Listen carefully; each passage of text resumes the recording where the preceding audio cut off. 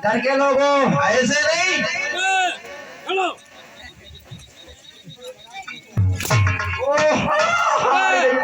घर के लोगों नहीं, इसकी फुद्दी में मारो, फुद्दी में मारो। हाँ तब खुलेगी। अभी क्या बताया? ऐसा करो, तेरे कुछ समझ नहीं आ रहा है। पैसा दे। ये कहो मंत्री, ये कहो सुनो सभा के लोगों, हमारे महाराज आज दरबार में कुछ विषयों पर चर्चा करेंगे। हमारे महाराज उस विषय पे चर्चा करेंगे। हाँ महाराज पूछो, सबके समझ में आ गई? भैया सबके कान खेत निकल गई। बैठ जाओ, बैठ जाओ। भीष्मक कहने लगे, सुनो सभा के लोगों, तुम्हें मालूम होगा कि हमारे घर में एक लड़की थी जिसका नाम था रुक्मिणी, और आज सभा में कोई छोटा बड़ा नहीं है, एक समान है। और मुझे हमारी लड़की के लिए घर और बर कोई अच्छा हो तो बताओ। हाँ लड़का कोई अच्छा हो और घर और बर दोनों अच्छा होना चाहिए। ये नहीं, ऐसो करो। हाँ। 7 साल के 3 लोग भी जब चल महाराज। पागल हो गए हो क्या? 7 अबे 3 लड़का कैसे ढूंढ?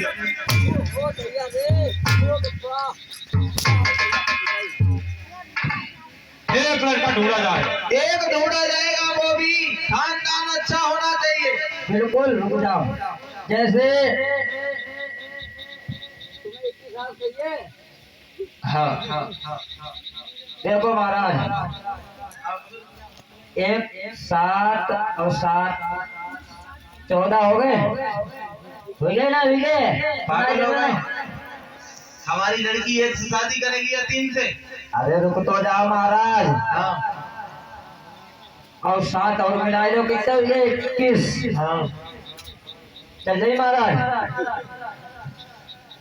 ये बताओ, तुमने अपनी बहन की शादी की थी 3 से की थी 1 से? 1 से। अबे तो 3 से क्यों बता रहा है? गाना है, खड़ा हो जा। खुद क्यों रहा है? खड़ा हो सीधा। सुनो,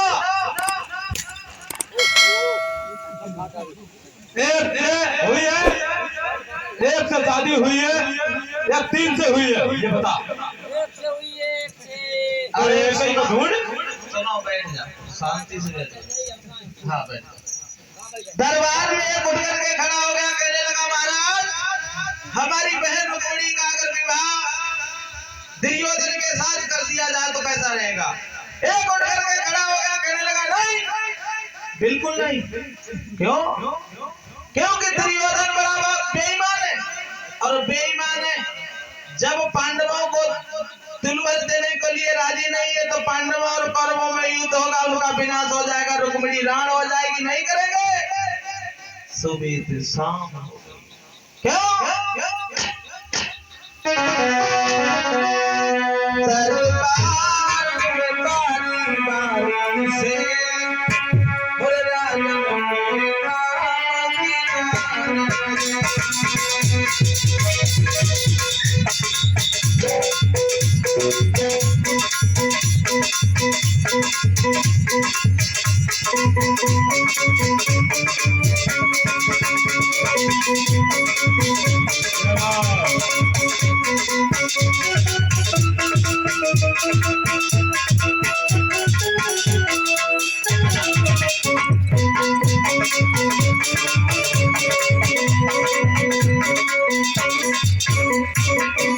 कहने लगे, महाराज उसके साथ बिल्कुल नहीं।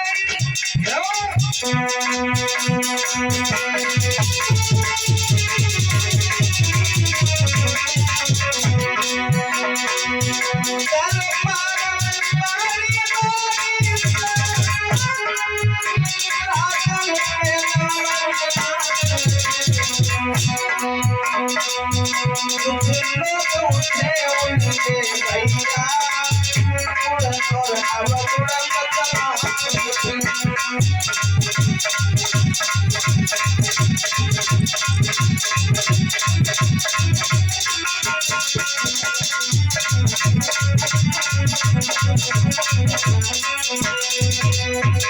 सुबह से शाम हो गई लेकिन शादी पक्की नहीं हुई। जब शादी पक्की नहीं हुई तो छोटा लड़का भीष्मक का कहने लगा महाराज हम बताएं अगर आपकी आज्ञा हो। भीष्मक कहने लगे बोलो बेटा। वो कहने लगा हमारी बहन रुक्मिणी की अगर शादी भगवान कन्हैया के साथ में कर दी जाए तो कैसी रहेगी। कहने लगे बहुत अच्छी रहेगी। ये मुझे याद ही नहीं रहा। बहुत अच्छी रहेगी। जब इधर शोर शराबा है तब तक रुकुम का आना हुआ दरबार में। टेढ़े बेड़े संग शादी करियो करिया करू के हाथ भैया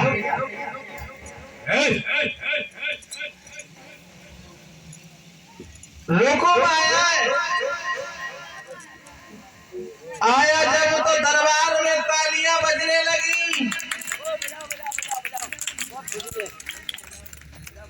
एक कैसी तालियां बाज रही जो दो खुशियों में दिखलाई पड़ते हो। बेटा। एक खुशी के कारण क्या है पिताजी?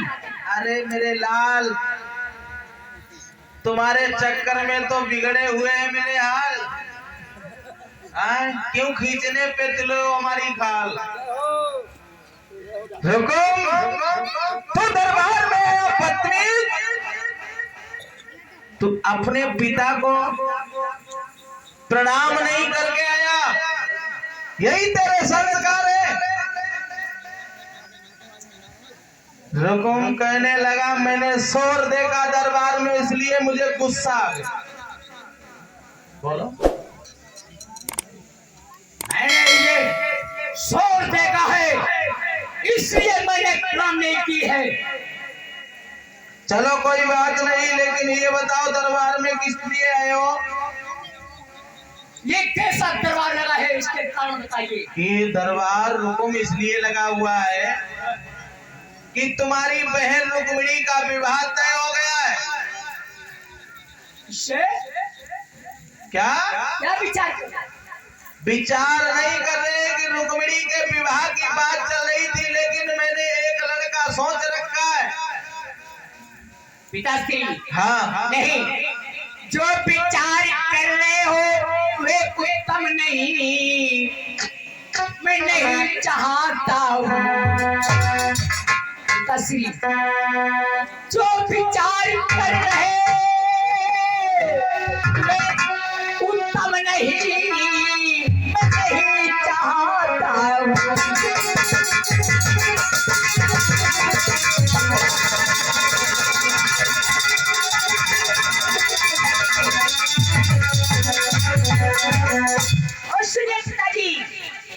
जिसकी जाति पाति का कोई पता नहीं।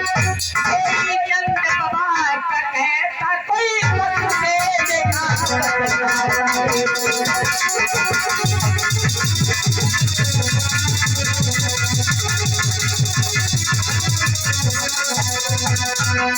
क्या कह रहा है रुकुम। अरे जिसकी जात पात का कोई पता नहीं, कोई नंद बाबा का कहता कोई पछले का बतलाता है। अरे तो इसका मतलब तुझे पहले से ही किसी ने बता दिया कि कन्हैया के साथ में शादी तय हुई है, हैं? तुझे सुनाई पड़ रहा है। इसका मतलब तुझे किसी ने पहले ही जानकारी दे दी कि कन्हैया के साथ में रुक्मिणी का विवाह कर रहे हैं। तुझे ये नहीं मालूम है। रुकुम बोला पिताजी सुनो।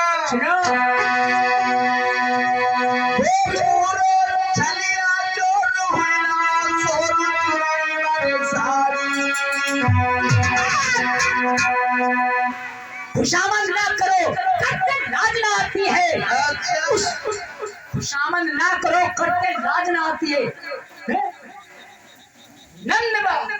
नंदराव के 16 साल से गांव से गुजर चलता था। वो नापाक परीक्षा अहलों का जूठा मीठा खाता रहा। रुकुम बक बक करता है बकरी की तरह। तुझे फाड़ के रख दूंगा लकड़ी की तरह। समझ रहा रिश्ते में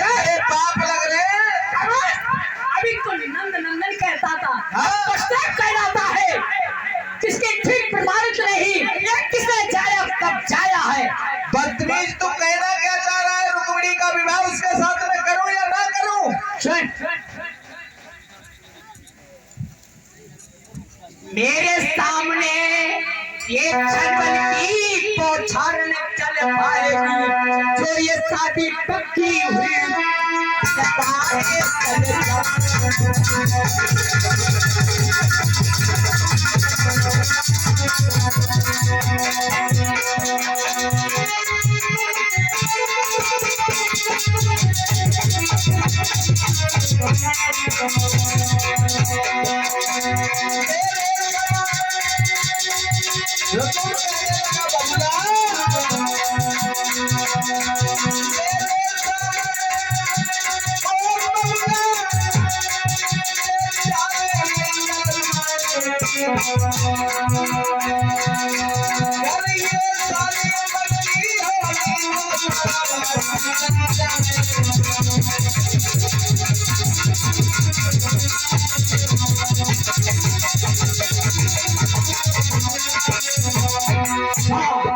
पिताजी एक घर देखा है, पिताजी एक घर देखा है। लाल मेरी बात सुन, तुम इतने नाराज क्यों हो रहे हो? पिताजी अगर कन्हैया अच्छा नहीं है तो तुम्हारी नजर में कोई लड़का हो तो बताओ। हाँ सुनो, राज्य भी है, पाट भी है, धन भी है, दौलत भी है, पर भी है, बलशाली है, जिसकी सूरत से चंद्रमा शर्माता है। कौन है? सुनिए, धन भी है, दौलत भी है, रिश्ते में लगता साला मेरा इकलौता साला शिषपाल है। नालायक, तो अपने साले के साथ में अपनी बहन की शादी करेगा? बेटा खामोश, तुम 60 साल के हो गए, तुम्हारी बुद्धि मारी गई। अरे जिसने मेरी मड़ैया छाई है, क्या मैं उसकी उजाड़ूंगा? जिसने मेरा घर बसाया है, क्या मैं उसका उजाड़ूंगा? अरे जिसने मेरा घर बसाया, मैं भी उसका बसा दूं। बेटा, तू मुझसे कह रहा है कि हम 60 साल के हो गए, बुद्धि काम नहीं कर रही है, लेकिन एक बात तू भूल रहा है, ये हमारे बाल सफेद हो गए, लेकिन हो क्यों गए कि हम तेरे रिश्ते में बाप लगते हैं, बाप। सुनिए, बड़ी योग तो है नए शिषपाल, जिसके बल विक्रम से असुर कहलाते हैं। पाल महपाल सूर शिष्य झुककर चलते हैं, उनकी अच्छा पर भी अच्छा, जग की प्रभुताई अच्छी है, मैं दावे से करता हूँ ये सब तरह सगाई अच्छी है। मैं अपनी बहन का विवाह शिषपाल से करूंगा।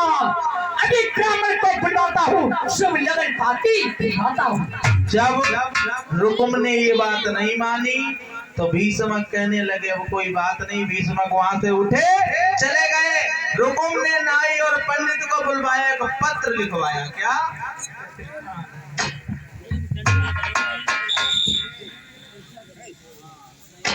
और पत्र में क्या क्या लिखा?